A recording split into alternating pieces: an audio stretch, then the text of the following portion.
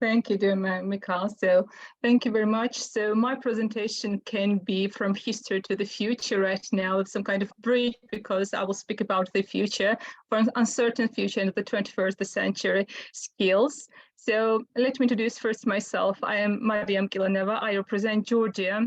As the previous presenter has mentioned, the Caucasus region, I'm from there, but the South Caucasus, Georgia, and my language is one of the oldest one in the world. So, and I'm proud of it. Well, could you hear me? So, because I see that there's some interruption. Okay. Yes, it's fine.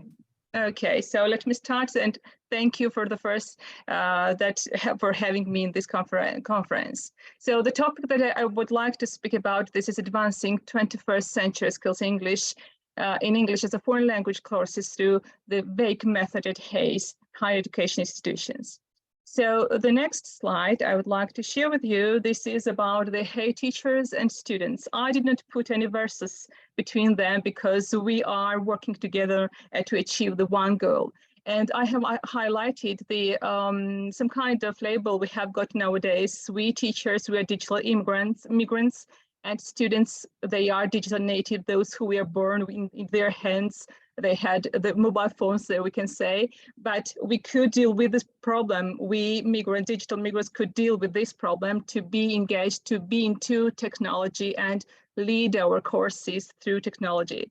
So digital approaches appears to be human-centered with a human-centered outcomes. So we had to set the outcomes in this today in the era of technology. We had to set the outcomes to be human-centered, but we had to go through this way, through the digital resources and the technology.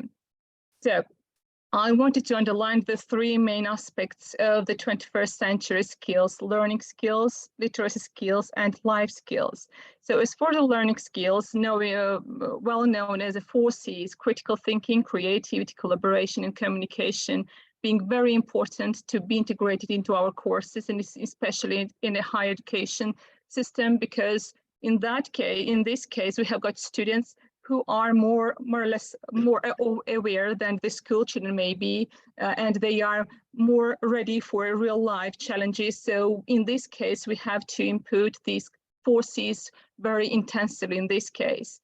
As for the literacy skills, information literacy, media literacy, and technology literacy. So of course, while delivering our courses, we give the material to our students to just read or to be aware of something of the topic, to be ready for the seminars or so on. But we also should teach them how to find the exact information and how to survive through the internet, maybe some kind of mazes. And as for the life skills, flexibility, leadership, initiative, productivity, and social skills, they are mainly the skills they will need in their workplaces and in real life. So we have got a great challenge maybe to set some moments, some aspects from these skills into our courses and deliver them in that way that they could be well accepted and be productive, of course, at the end. So we have to make our students think outside the box.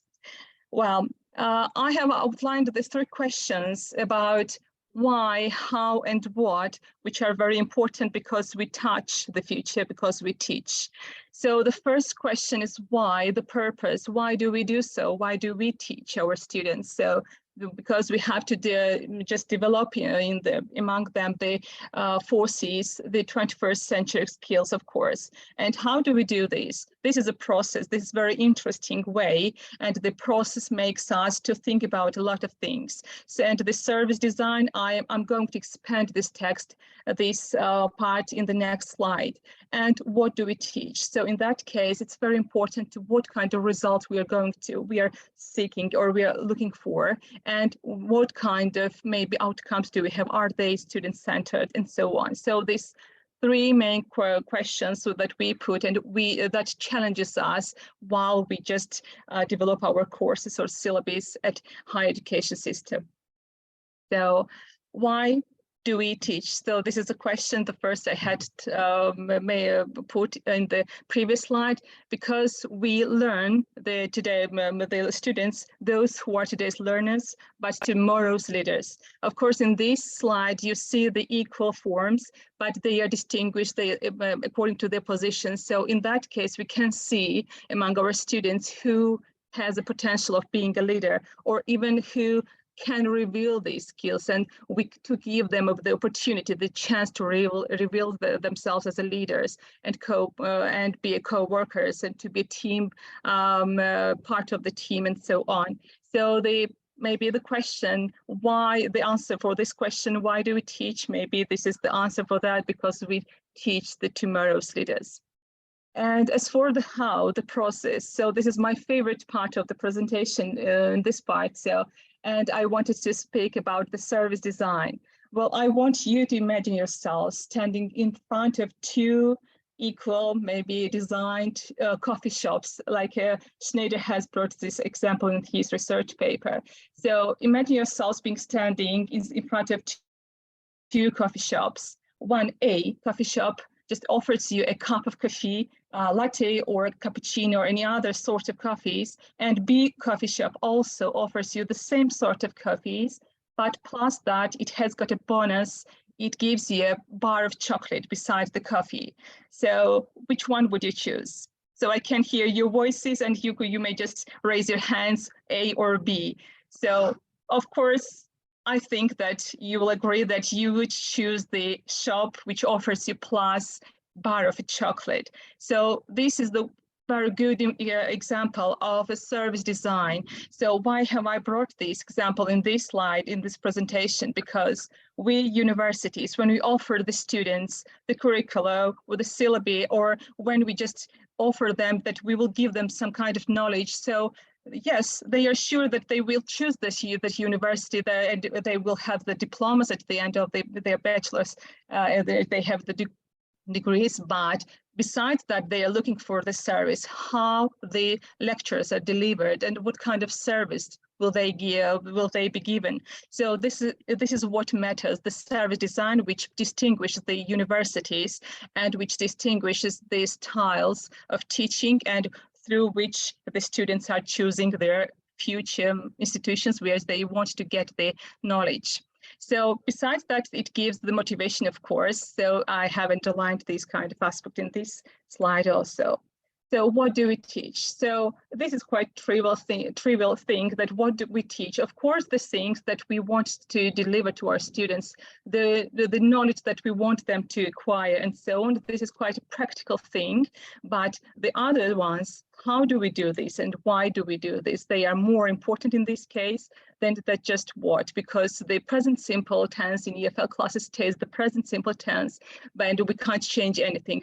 Just we can change the approach and the ways how do we explain them and how to give our students the knowledge. Well, in that case, I wanted to mention the aspects of bringing the world to the foreign language classroom and the classroom to life through VaKE Method. I will speak about the VaKE Method in our next slides, but as for the bringing the real life aspects into the classroom, they are quite it's not an easy task to do for us, because we not just bring the word into the classroom, we just create them inside the auditoriums and then make our students to be ready for the real life challenges. So we cannot write them in our syllabi or in curricula in the world, but we do it with our actions, with our facilitation to our students. So the activity and the ways of how do we do, this is the main concept. So, and why do we do? Because we bring the real life into the classroom to make our students to be ready for the real life challenges. So, well, in this case, I wanted to underline the importance of choosing the correct methodology. What kind of method do we choose when we want to deliver some knowledge or when we want to develop some skills among our students? And as you see in my slide, I have brought the picture from Arizona State University, some kind of graph. And you see 4 pictures. One is missing, and I hope that you will find yourselves in that one. So the first, you see a teacher or a lecturer standing and just delivering the information in a monologuous tone. So it can be in the section of high content and low technique. So when a teacher just does not use any variety of teaching methods. And down you see teachers, those who are using high technique, but this means they have some kind of low content. In this case, sometimes let's admit that we teachers, sometimes we want to integrate all the methodologies into our classroom, and even using TikTok resources, using all new maybe resources, but sometimes we lose track of the knowledge we want to deliver them. So in that case, we should make them balance. So it should be the normalized what kind of technology we use and what kind of knowledge we are giving them. So in that case, maybe the ideal part of our teaching style could be in the blank space, which you see on this graph.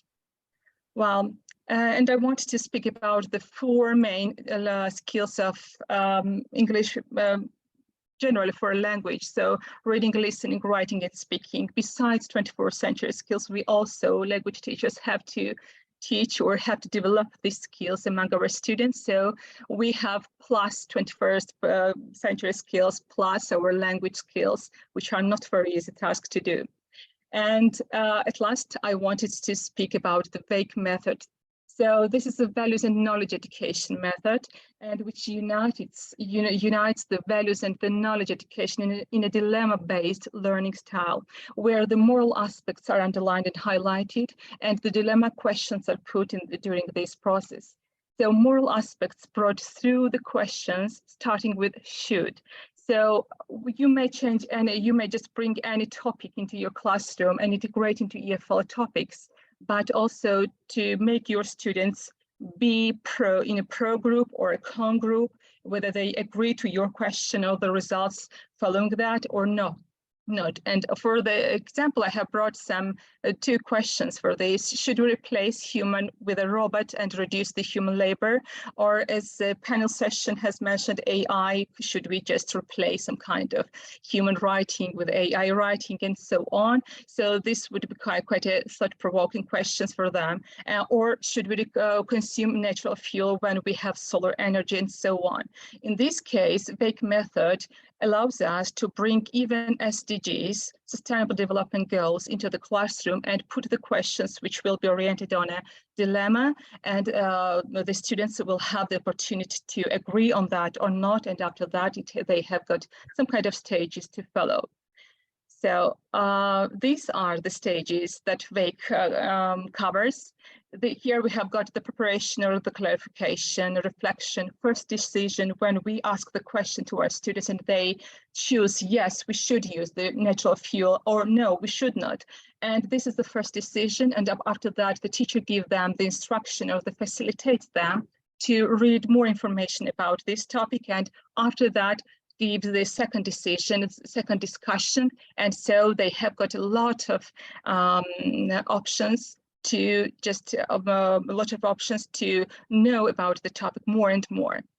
So, what about the VaKE stages and the EFL skills? So how they are covered within this VaKE methodology. So listening is covered in 2 stages, the preparation and clarification when a teacher introduces the topic to them, and presentation when they listen to each other's, to their peers. So reading when a teacher gives them the topic to speak, give them the material to just learn about the topic and to make their arguments much stronger.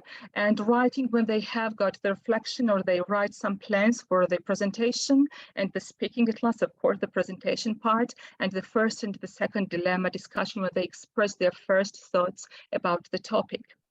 Well, and to just have some kind of summarizing part. So integrating knowledge, skills, and values in HEI curricula. This is the way which leads us to the student-centered teaching style, which is the most important in this case. So the knowledge which covers the facts, information, and are the trivial things. So skills, the ability to do an activity or job well and being equipped for the real life, and the values, of course, integrated into these components, and EFL at last, of course. So the curricula at HEIs. So EFL has a great challenge to integrate the knowledge, the skills, the value aspects inside it, but believe me, it is quite fruitful, because I have made some kind of study at my university, and it had quite beneficial results for that. If you're interested in it, of course, I can share the material for that study also. Well, as for the next one, since I am the accreditation expert in my country, I am higher education institutional program accreditation expert, so I wanted to underline some aspects of authorization, accreditation, and curricular aspects, because they have to be aligned together, and the authorization, they are connected and linked together, because the curricula unites this. Let's say that curricula is A and the authorization of the institution is the Z, the ending of the process. So, and integrating some skills, 21st century skills, the values, the moral, and all the aspects that I have mentioned previously in the curricula makes the build up the accreditation process successful, and the authorization next.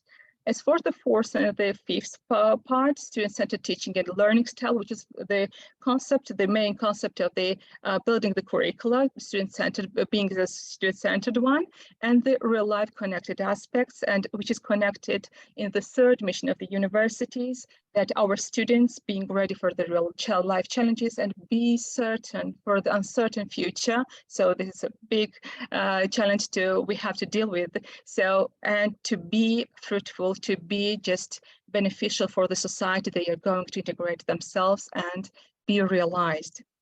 So these are the literature that I have used during the slide and in my study also. So, and I am ready to answer your questions. If you have any, I would be happy to have conversation around these topics. Thank you very much. Thank you.